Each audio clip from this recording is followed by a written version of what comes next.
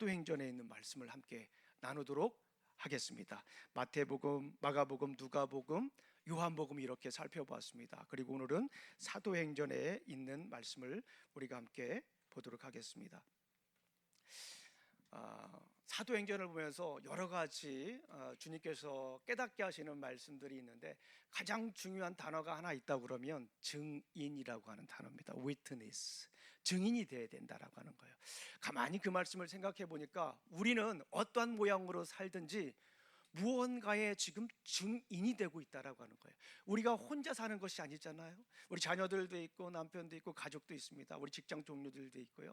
다 이렇게 함께 사는데 가만히 생각을 해보면 우리가 특별히 내가 이 일에 증인이 돼야겠어라고 생각을 하지 않더라도 우리는 증인으로 살고 있다라고 하는 거예요. 가만히 한번 생각을 해보십시오.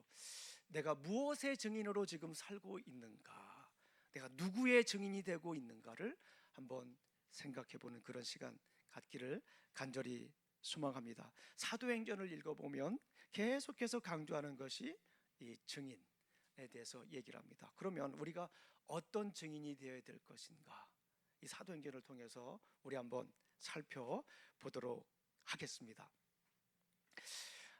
사도행전은 우리가 성령행전이다라고 이렇게 얘기를 합니다. 우리 사도행전 1장 8절 말씀 우리 한번 앞에 보면서 읽겠습니다. 여기까지는 읽어보겠습니다. 시작. 오직 성령이 너에게 임하시면 너희가 권능을 받고 예루살렘과 온 유대와 사마리아와 땅끝까지 이르러 내 증인이 되리라 하시니라. 우리 너무나도 잘 아시는 말씀입니다. 우리 사도행전을 누가 기록을 했죠? 누가 기록했죠? 누가가 기록을 했습니다. 사도행전은 누가가 기록했어요. 누가복음은 누가 기록했어요? 누가가 기록을 했습니다. 누가복음과 사도행전은 누가라고 하는 한 분이 기록한 내용이에요. 누가복음을 우리가 이미 살펴봤지만 누가복음은 예수님의 일생에 대해서, 특별히 예수님의 말씀에 대해서 이야기를 한다면, 사도행전은 그 이후 제자들의 삶에 대해서 이야기를 하고 있습니다. 우리가 누가복음을 살펴봤지만 마태복음도 살펴보고 마가복음도 살펴보고 요한복음도 살펴봤지만 참 마음에 안타까운 현실이 하나가 있었어요. 그것이 무엇이었죠? 제자들은 예수님이 돌아가실 때까지 예수님의 말씀과 예수님의 사역에 대해서 제대로 이해하지 못했다라고 하는 거예요. 너무나도 가슴 아픈 일입니다. 그런데 그 제자들이 사도행전에는 변화가 됩니다. 이 말씀, 우리 특별히 사도행전 1장 8절 말씀, 이 말씀 뒤로에는 이제 제자들이 변화되는 그 모습을 우리가 볼 수가 있습니다. 사도행전 앞에 부분을 이렇게 보게 되면 예루살렘에 이제 포커스를 맞춥니다. 너희는 오직 성령이 너에게 임하시면 너희가 권능을 받고 어디입니까?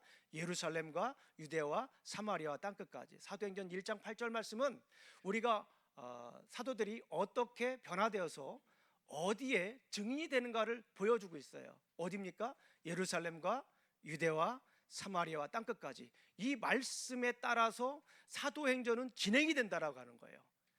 너희가 권능을 받으면 어디로 갑니까? 예루살렘과 유대와 사마리아와 땅끝까지 이르러 뭐가 된다고요? 증인이 된다라고 하는 거예요.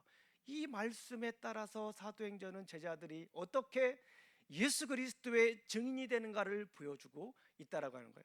1장부터 7장까지를 보게 되면 그 배경이 예루살렘입니다. 예루살렘. 그 중에 가장 중요한 사건이 뭐예요? 오늘 우리가 읽은 1장 8절 말씀, 증인이 될 것이다. 어느 때 회복을 합니까? 우리는 항상 때에 관심이 많아요. 조급해집니다. 때에 포커스를 두게 되면 조급해지죠. 그런데 우리 주님은 때보다는 무엇에 대해서 얘기를 합니까? 우리의 사명에 대해서 얘기를 합니다. 성령이 임하시면 너희가 권능을 받고 예루살렘과 유대와 사마리아와 땅끝까지 증인이 된다라고 하는 거예요. 증인이. 그런데 사도행전에서 이 지역에 따라서 펼쳐지는 모습을 우리가 잠깐 한번 살펴보겠습니다. 성령이 임하시면 사도행전 2장을 보게 되면 성령이 임하시는 장면이 등장합니다. 오순절 성령 강림이다 이렇게 얘기를 합니다. 우리가 성경을 한번 찾아보겠습니다. 2장 3절 4절 말씀 한번 읽어보겠습니다. 2장 3절 4절 시작.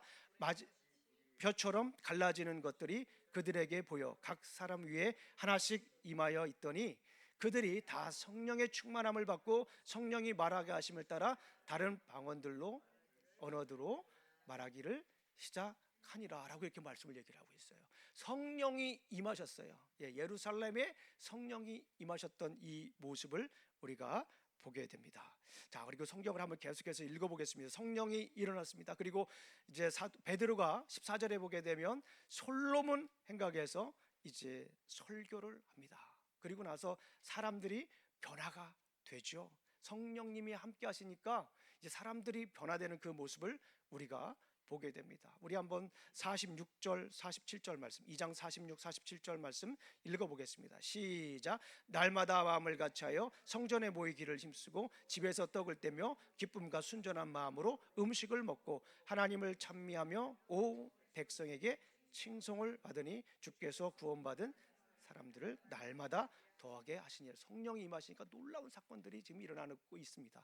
그리고 나서 3장으로 가게 되면 구체적으로 어떤 일들이 일어나는가를 더 설명을 합니다. 그 중에 우리가 너무나도 잘 알고 있는 대표적인 사건이 있는데 어떤 사건이죠? 베드로와 요한이 못 걷게 된 일을 고칩니다. 누구죠? 안진뱅이를 일으키는 사건입니다. 우리 6절 읽어보겠습니다. 6절 시작. 베드로가 이르되 은과 금은 내게 없거니와 내게 있는 이것을 내게 주노니 나사렛 예수 그리스도의 이름으로 일어나 걸으라 하고 오른손을 잡아 일으키니 발과 발목이 곧 힘을 얻고 뛰어서서 걸으며 그들과 함께 성전으로 들어가면서 걷기도 하고 뛰기도 하며 하나님을 찬송하니. 아멘. 예수 그리스도의 이름을 믿을 때 우리에게 성령이 임하시는 거예요. 그리고 성령이 임한다라고 하는 것은 무슨 얘기를 하냐면 능력이 우리 안에 임한다라고 하는 거예요. 그러면서 이 베드로와 요한이 지금 안진뱅이인 사람을 고치는 사건이 등장을 합니다. 치료했다라고 하는 것이 아니라 무언가 의술로 고친 것이 아니라 예수 그리스도의 이름에 능력이 있음을 선포하는 거예요. 어떻게 되었습니까? 뛰어서서 걸으며 그들과 함께 성전으로 들어가면서, 놀라운 사건이 성전으로 들어가는 모습을 볼 수가 있습니다. 걷기도 하고 뛰기도 하며 하나님을 찬송하는, 우리 인생 가운데도 예수 그리스도의 이름으로 이런 능력을 경험하시기를 간절히 소망합니다. 침체됐던 영혼들이 다시 일어나고 걷기도 하고 뛰기도 하고 하나님을 찬송하는 놀라운 사건이 일어나시기를 간절히 소망합니다. 4장을 넘어가게 되다 보면 이제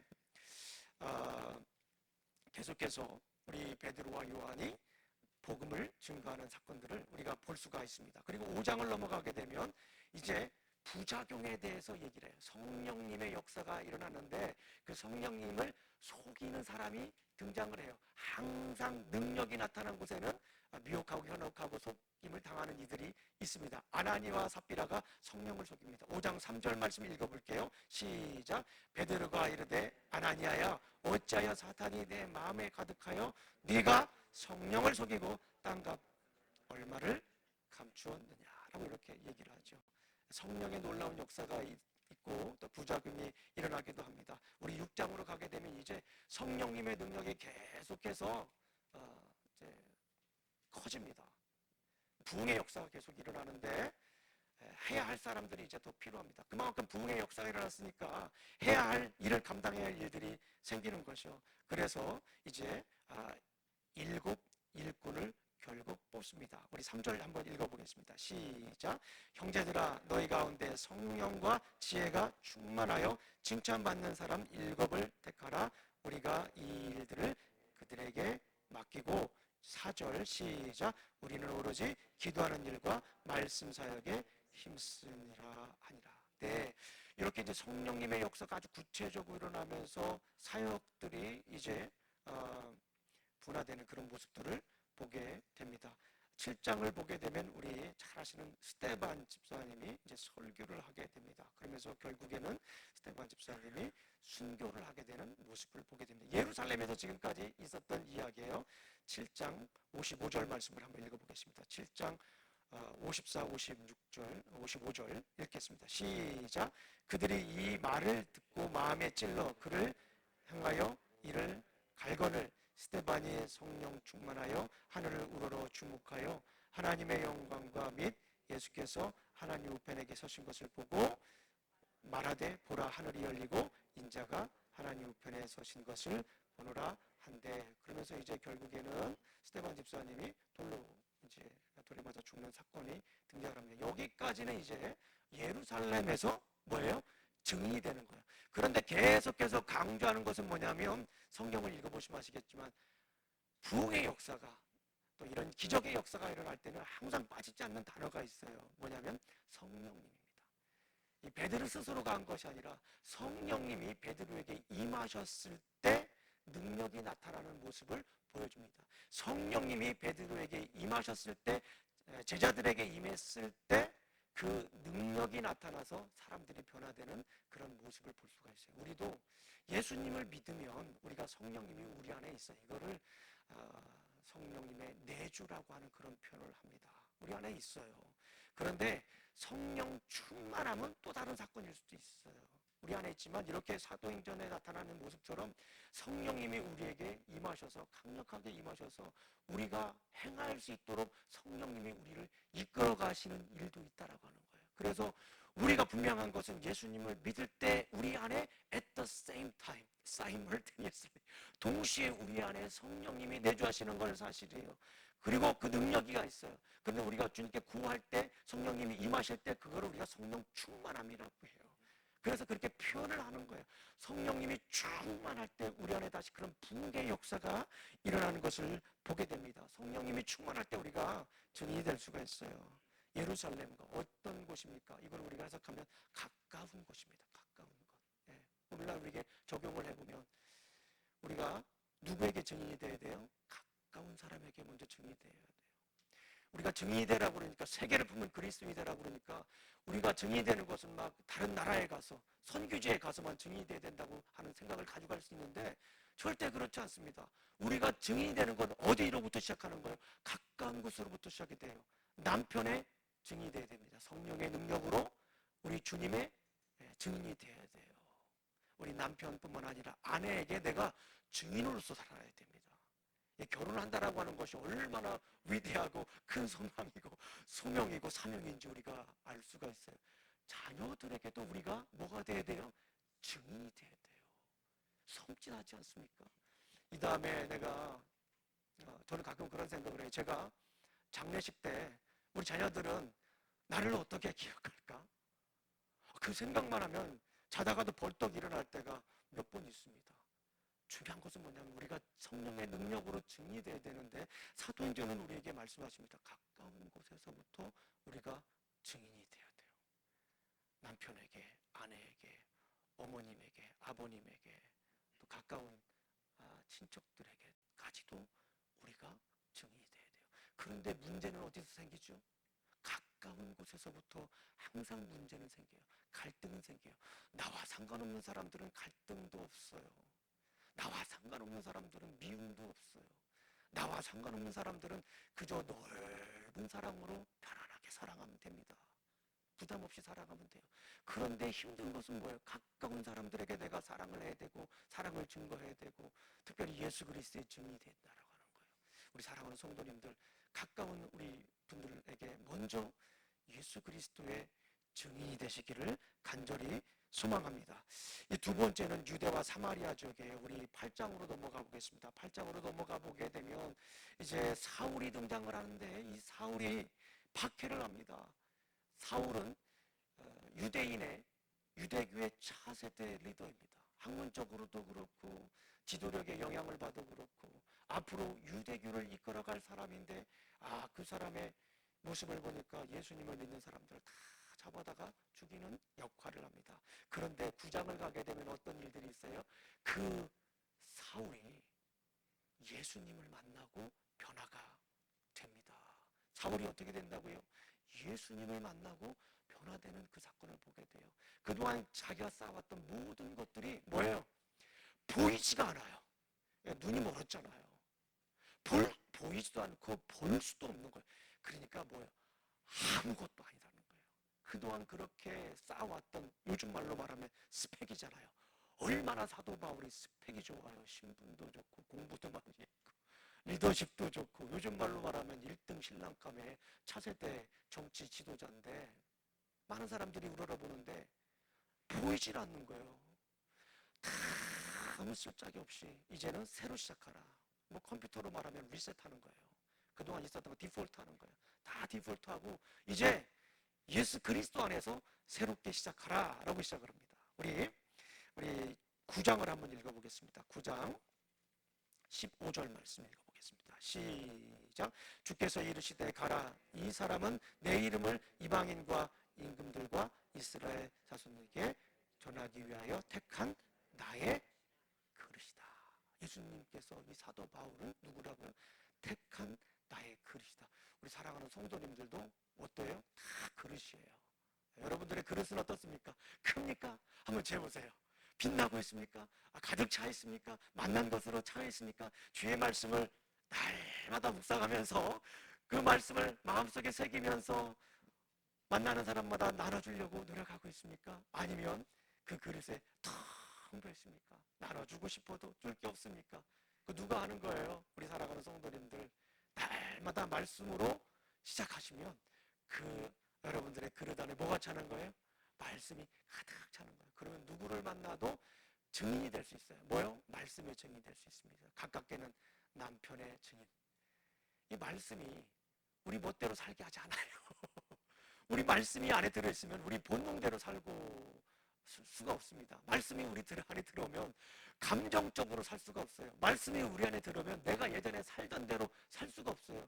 분명히 화를 내야 되는데 낼 수가 없어요. 말씀에서 그렇게 얘기하셨기 때문에 옛날 같으면 말씀이 없으면 주저앉고 싶을 때, 넘어지고 싶을 때 그냥 주저앉고 앉으면 되잖아요. 근데 말씀이 들어오면 그럴 수가 없는 거예요. 너희가 환난 날에 즐거워하니 환난은 인내를, 인내는 연단을, 연단은 소망을 이루는 줄 알미라. 이 말씀이 내 안에 있으면 주저앉을 수 있겠냐고요. 하나님이 이 일을 통하여서 보여주시고자 하는 일이 있는데 어떻게 주저앉을 수 있습니까? 그릇이 달라지는 거예요. 말씀이 우리 안에 들어오면 그릇 내용이 달라지는 것입니다. 다른 말씀을 드리면 인생의 맛이 달라지는 거예요. 인생의 맛만 달라집니까? 인생의 멋도 달라지는 줄로 믿습니다. 왜요? 말씀의 그릇에, 이 그릇에, 우리 주님이 택한 이 그릇에 말씀이 들어오니까 다른 사람들에게도 멋지게 보이고, 말씀으로요, 또 만난 것도 나눠줄 수 있으니까 멋진 인생, 만난 인생이 될 수 있는 거예요. 그게 증인이지 않습니까? 예수님을 믿는데 날마다 불평하고, 예수님을 믿는데 날마다 팔자 타령하고, 예수님을 믿는데 날마다 우울해요. 누가 믿겠냐고요. 그거를 보고 우리 그릇에, 우리 주님께서 우리를 택한 그릇이라고 했으니까 우리 그릇에 말씀이 들어오면, 꿀맛보다 더 귀한 말씀이 들어오면 자연적으로 우리는 맛나고 멋스러운 인생을 살 수가 있습니다. 이것이 증인이 되는 삶입니다. 계속해서 이제 9장 10장을 보면 고넬료라고 하는 사람이 등장을 해요. 고넬료라고 하는 사람은 10장 2절 말씀을 보겠습니다. 시작. 그가 경건하여 온 집안과 더불어 하나님을 경외하며 백성을 많이 구제하고 하나님께 항상 기도하니 하루는 제9시쯤 되어 환상 중에 밝기봄에 하나님의 사자가 들어와 이르되 고넬료야 하니, 보세요. 여기 보니까 지금 이방인들에게도 계속해서 사도 바울을 통하여서, 베드로를 통하여서 이제 증거가 됩니다. 아직까지는 이제 사도 바울이 본격적으로 증거하지 않고 베드로가 이제 설교를 합니다. 그럴 때 이방인들에게도 드디어 이제 성령의 역사가 임하는 모습을 볼 수가 있어요. 아마도 이방인들에게는 이때 성령님의 내주와 성령님의 충만이 동시에 일어났을 것이다라고 볼 수가 있죠. 어쨌거나 계속해서 이제 이방으로, 이제 유대와 사마리아까지 복음이 증거되는 그 모습을 볼 수가 있습니다. 자, 12장을 보게 되면 야고보와 이제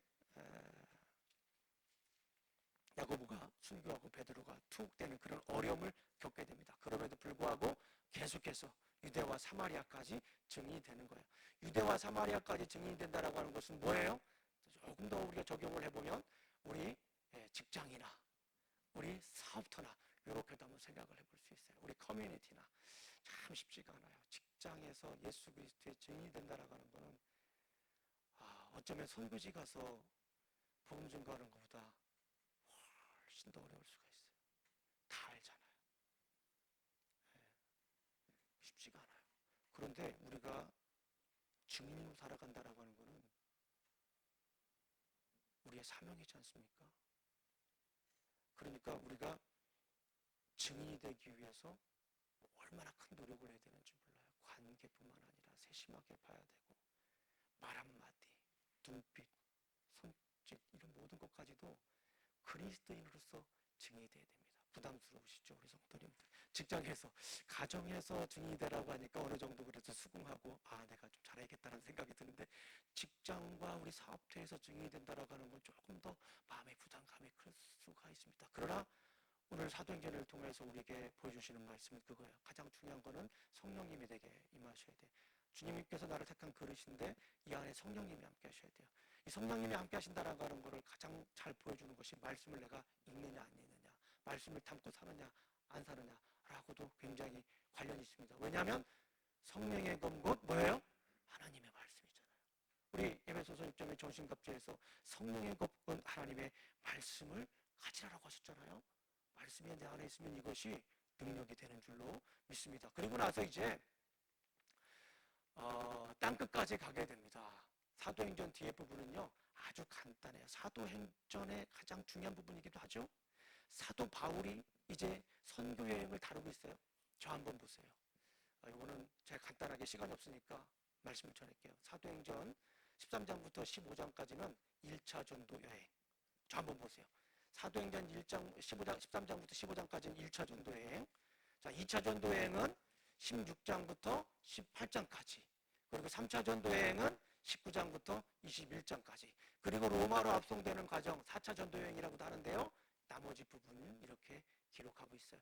1차 전도 여행 때는 갈라디아서 서로 연결이 되어 있어요. 2차 전도 여행 때는 데살로니가 전후서 서로 연결이 되어 있어요. 그래서 사도행전 17장을 읽어보면 데살로니가에 나오는 거예요.